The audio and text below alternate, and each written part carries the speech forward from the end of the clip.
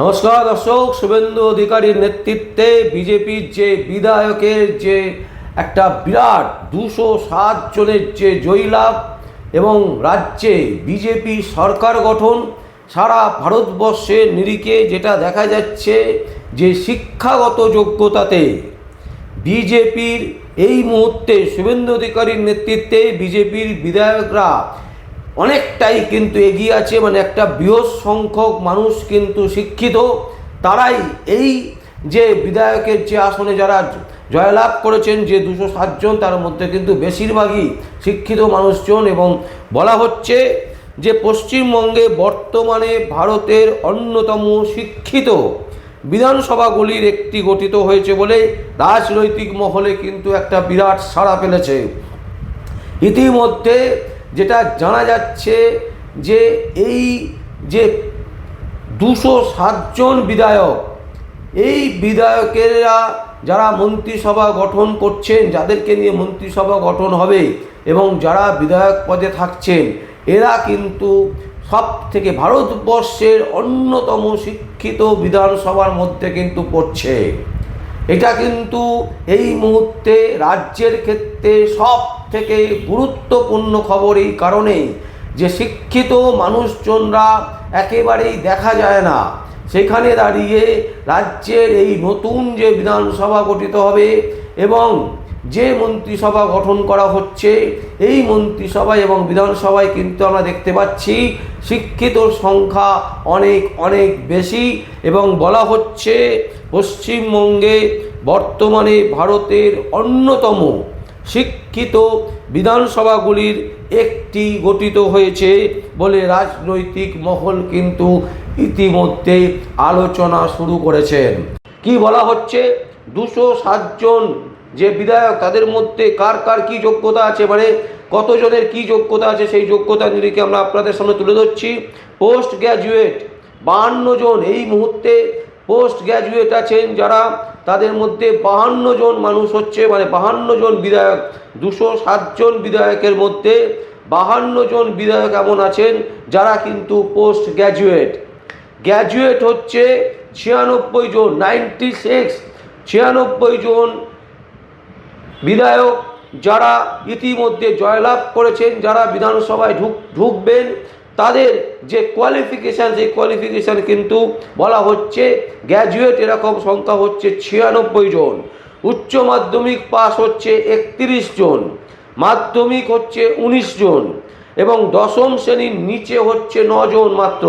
মানে মাত্র 9 জনকে, যারা 9 জন আছে, যে 9 জন বিধায়ক আছেন, তারা কোনো কোয়ালিফিকেশান নেই, মাধ্যমিক পাসও করেনি, এই রকম মাত্র 9 জন আছে। মানে 207 জনের থেকে মাত্র 9 জন মানুষ আছে যারা শিক্ষিত নন, বাকি কিন্তু মোটামুটি সবাই শিক্ষিত। এছাড়া বলা হচ্ছে ডক্টর অথবা পিএইচডি 9 জন আছেন। মানে এই 207 জন বিধায়কের মধ্যে 9 জন আছে মানুষ যারা ডক্টরেট এবং পিএইচডি করেছেন। যারা ডক্টরেট এবং পিএইচডি করেছে, এরকম 9 জন বিধায়ক কিন্তু ইতিমধ্যে রাজ্যসভায়, মানে আমাদের যে শুভেন্দু অধিকারীর নেতৃত্বে যে বিজেপির বিধায়কের যে গঠন, সেই গঠনের মধ্যে কিন্তু আছে। ইঞ্জিনিয়ার টেকনিক্যাল ডিগ্রি হচ্ছে 21 জনের আছে, ইঞ্জিনিয়ার টেকনিক্যাল ডিগ্রি 21 জনের আছে। ডাক্তার একেবারে স্পষ্ট, যারা চিকিৎসা করেন সাধারণ মানুষের, ডাক্তার এমবিবিএস বিএএমএস, এরা হচ্ছে 14 জন এরকম বিধায়ক আছেন যারা এই মুহূর্তে ডাক্তার, মানে যারা চিকিৎসা করেন এই রকম এমবিবিএস এবং বিএএমএস, এইরকম 14 জন আছেন বিধায়ক যারা এই মুহূর্তে বিধানসভায় প্রবেশ করবেন। আইনজীবী, কলকাতা হাইকোর্ট সহ বিভিন্ন কোর্টের আইনজীবী যারা আছেন, এরকম 18 জন আইনজীবী আছেন যারা এই শুভেন্দু অধিকারীর নেতৃত্বে বিজেপির যে বিধানসভা তৈরি করবেন এবং যে মন্ত্রিসভা গঠিত হচ্ছে, এর মধ্যে কিন্তু দেখা যাবে 18 জন আইনজীবীকে যারা ইতিমধ্যে বিধানসভায় জিতেছেন, জিতে বিধানসভায় প্রবেশ করছেন। তাই দর্শক, এই মুহূর্তে এটা কিন্তু সারা ভারতবর্ষের ক্ষেত্রে পশ্চিমবঙ্গ একটা গুরুত্বপূর্ণ স্টেট হয়ে দাঁড়ালো, একটা রাজ্য হয়ে দাঁড়ালো। তার কারণ হচ্ছে পশ্চিমবঙ্গে বর্তমানে ভারতের অন্যতম শিক্ষিত বিধানসভাগুলির একটি গঠিত হয়েছে বলে রাজনৈতিক মহলে কিন্তু বিরাট আলোচনা শুরু হয়েছে। কারণ এতগুলো মানুষ, শিক্ষিত মানুষ, যারা পশ্চিমবঙ্গের বিধানসভার ভেতরে প্রবেশ করবেন এবং যারা রাজ্যের সমস্ত উন্নয়ন থেকে শুরু করে যে সমস্ত দুর্নীতি হয়েছে এবং যে সমস্ত উন্নতি করতে হবে রাজ্যের সাধারণ মানুষের জন্য, যারা জিতে এসছেন বিধানসভা থেকে, তারা পরিচালনা করবেন। শিক্ষিত মানুষজনের সংখ্যা এই বিধানসভায় কিন্তু অনেকটাই সাড়া ফেলবে এবং রাজ্যের পক্ষ থেকে রাজ্যের যে বিধানসভা তৈরি হচ্ছে এবং যে মন্ত্রিসভা গঠন হচ্ছে, এখানে প্রচুর মানুষজন আছে যারা শিক্ষিত, যারা পোস্ট গ্র্যাজুয়েট, যারা গ্র্যাজুয়েট, যারা ডাক্তার, যারা আইনজীবী। এই মানুষজনগুলো কিন্তু এই মন্ত্রিসভায় কিন্তু স্থান পাবে শুভেন্দু অধিকারীর যে মন্ত্রিসভা। ফলে কি হবে? ফলে রাজ্যের খুঁটিনাটি বিষয় তারা জানতে পারবেন, তারা বুঝতে পারবেন, আইনের যে প্রয়োগগুলো আছে সেগুলো তারা করতে পারবেন। আজকে প্রথম দিনেই কিন্তু এই আইন নিয়ে আলোচনা হয়েছে যে রাজ্যের মহিলাদের নিরাপত্তা দিতে হবে এবং রাজ্যের আইনের শাসন এখানে কিন্তু প্রয়োগ করতে হবে। তো এই বিষয়ে কিন্তু আজকে ইতিমধ্যে শুভেন্দু অধিকারীর যে 5 মন্ত্রী সহ তাদের মধ্যে কিন্তু আলোচনা হয়েছে এবং আজকে শ্রমিক ভট্টাচার্যর বাড়িতে শুভেন্দু অধিকারী পৌঁছচ্ছেন। সেখানে মধ্যাহ্নভোজের পর আবার তারা বৈঠকে বসবেন এবং রাজ্যে কিভাবে শান্তি শৃঙ্খলা আনা যায় এবং কিভাবে আইনের শাসনকে একেবারে পরিচালনা করা যায় সেই বিষয়ে কিন্তু আজকে আলোচনা হবে।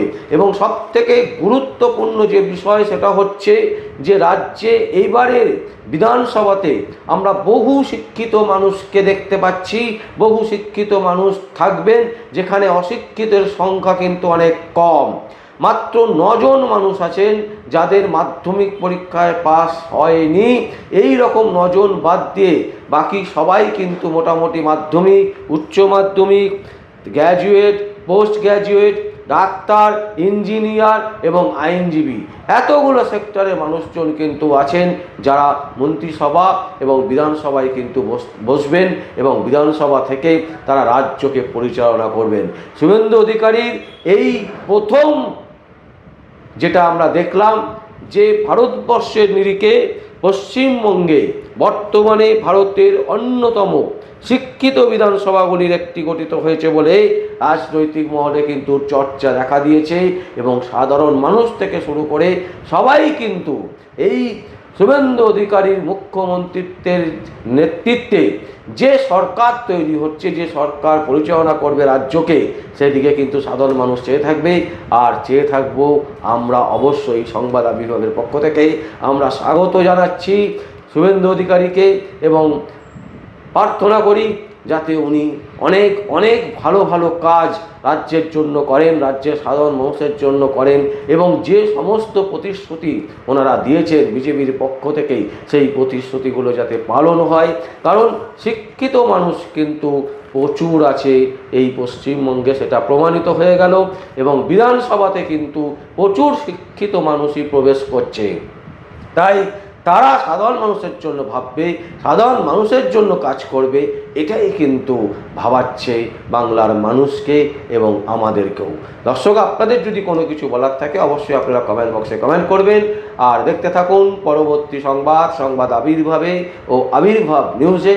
আমার নাম বিশ্বজিৎ পাল, আবির্ভাব নিউজ ও সংবাদ আবির্ভাবের জন্য।